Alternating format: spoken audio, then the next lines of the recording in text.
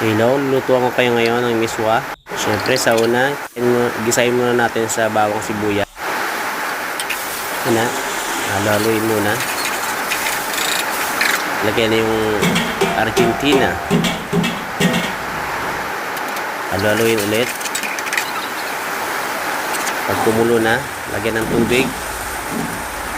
Kayo na lang bahala kung gaano karami lalagay nyo. Lagyan natin ng seasoning. At yan, pag kumulo, ilagyan yung miswa. Wow! Yan, tapos na. Sunod natin yung itlog.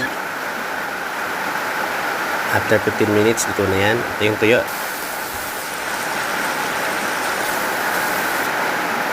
Siyempre, tapos na. Ready to eat na tayo nyan. Up, lagyan ng sili. Let's go. Kain tayo. Enjoy the food.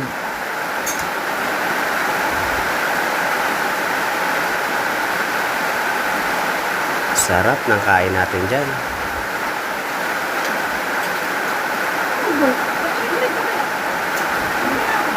Sige, bye-bye.